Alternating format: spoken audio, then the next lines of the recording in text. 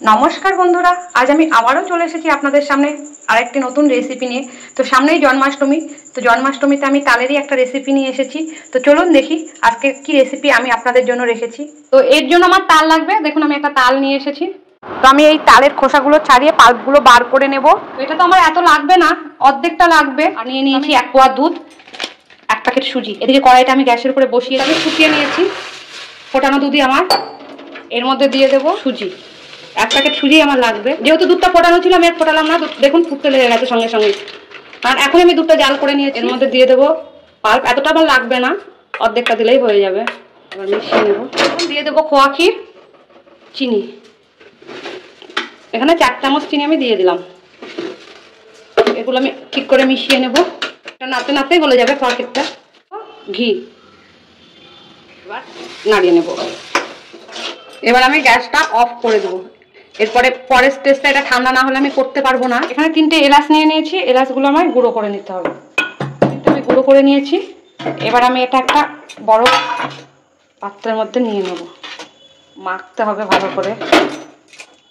এবার এলাচ গুঁড়োগুলো আমি এর মধ্যে দিয়ে দিলাম।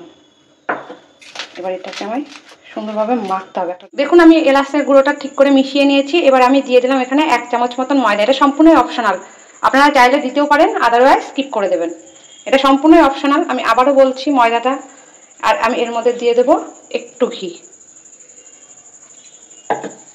এবার এটাকে মাখাতে হবে। এখানে আমার ডোটা মাখানো হয়ে গেছে, আমি এটা রেখে দিলাম। এদিকে আমি গ্যাসটা জ্বালিয়ে দেবো। এখানে আমার সিরাপ করতে হবে। তো আমি যেটুকু পরিমাণ সুজি নিয়েছিলাম ওইটুকু পরিমাণ চিনি আমি দিয়ে দিচ্ছি। আর দিয়ে দেবো 1 বাটি জল। পুরো 1 বাটি জলই দিয়ে দিলাম। ফুটতে লেগে গেছে। আর পাশে দেখুন নোংরাগুলো জমেছে, নোংরাগুলো আমায় ফেলে দিতে হবে। নোংরাগুলো ফেলে দেবো। দিয়ে দেবো 2টো তেজপাতা, দিয়ে দেবো 3টে এলাচ, ছোট এলাচ। এটাকে একটু ফুটিয়ে নেব। তো দেখুন সিরাপটা আমার হয়ে গেছে। এটা কোনো তার তুলতে হবে না, জাস্ট একটু চিপচিপ করলেই হয়ে যাবে। তো আমি এবার গ্যাসটা অফ করে দেবো। দেখুন এদিকে আমি গ্যাসের উপরে প্যান বসিয়ে দিয়েছি। এর মধ্যে আমি তেলও দিয়েছি। সাদা তেলেই করবো, অলরেডি তেল দেওয়া হয়ে গেছে, আপনাদের দেখানো হয়নি। তো তেলটা আমি গরম হতে সময় দেবো। তো দেখুন তেলটা আমার গরম হয়ে গেছে, আমি একটু ফেলে দেখে নিলাম। একটা গ্রেটার নিয়ে নিয়েছি দেখুন। এবার এই গ্রেটারে আমি এটা এইভাবে একটু প্রেসার দিয়ে চাপ দিলেই দেখুন নিচে এই যে ফুটো দিয়ে নিচে কি সুন্দর তেলের উপরে পড়ে যাচ্ছে। আপনারা বড় দিক দিয়েও করতে পারেন, আবার ছোট দিক দিয়েও করতে পারেন। দেখুন এগুলো আমার ভাজা হয়ে গেছে। এবার আমি এটা তুলে দিয়ে তুলবো, তাহলে আমার সুবিধা হবে, একসাথে অনেকগুলো উঠে যাবে। এবার আমি এটা ডিরেক্ট রসের মধ্যে দিয়ে দেবো। এটা আমি রসের মধ্যে ভিজিয়ে দিলাম। আবারও আমি করে নেব। দেখুন আপনারা চাইলে ছোট ফুটো দিয়েও করতে পারেন, আবার বড় ফুটো দিয়েও করতে পারেন। তো আমার দুটোই হয়ে যাচ্ছে একসাথে, ছোট বড় দুটো দিয়ে হয়ে যাচ্ছে। দেখুন আবার আমার আরেক ব্যাচ দেওয়া হয়ে গেল।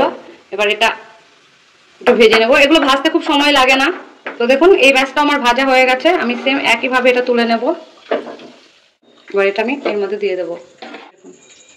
তো এইভাবে আমি আর সবগুলো ভেজে নেব। বেশিক্ষণ ভেজানোর দরকার নেই, এতে রস ঢুকে যাবে। জাস্ট একটা ব্যাচ হতে হতে যেটুকু সময় লাগে সেইটুকু সময় ভেজালেই হয়ে যাবে।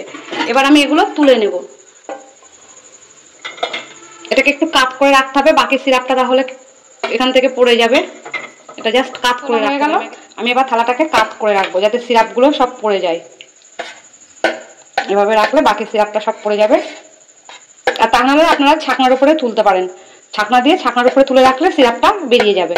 এই সাঁড়াশির ওপরে কাট করে রাখলাম। দেখুন এইভাবেই কাট থাকবে, এই সিরাপটা ঝরে যাবে। থাকবে তো ভাজা হয়ে গেল। এটাও আমি এর মধ্যে দিয়ে দিলাম। তো এইভাবে আমি সবগুলো করে নিয়ে আসছি। দেখুন আমার সবগুলো করা হয়ে গেল। আমি রস থেকে তুলেও নিয়েছি। দেখুন এভাবে থালায় কাট করে রাখলে এটা ঝরঝরে হয়ে যায়। দেখুন এগুলো কেমন ঝরঝরে হয়ে গেছে। এগুলো দেখতেও কি সুন্দর হয়েছে, একদম হলুদ হলুদ। এগুলো আমি বাটির মধ্যে সব তুলে নেব। কিছুটা রেখে দেবেন। এগুলো একটু জাস্ট এরকম করে কয়েকটা করে ভেজে নিতে হবে। এরকম কয়েকটা করে নিই, করে আমি এটা ভেজে নেব। তো দেখুন এগুলো ভাজা হয়ে গেছে।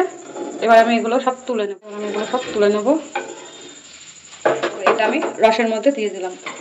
এটা কিছুক্ষণ ভেজানো থাক, তারপর আমি তুলব। আপনারা রসের মধ্যে একটু লেবু চিপে দেবেন। আমার ঘরে লেবুটা ছিল না, যার জন্য দিতে পারিনি। তাহলে কি হয়, রসটা এই যে গাঢ় হয় না। এগুলো আমি তুলের মধ্যে মিশিয়ে দিলাম। আর এটা আমি একটা প্লেটের মধ্যে সার্ভ করেও নিয়েছি। আমি কয়েকটা কাজুও ভেজে নিয়েছি। এটা জাস্ট গার্নিশিং এর জন্য, আপনারা চাইলে ভেজে মিশাতেও পারেন।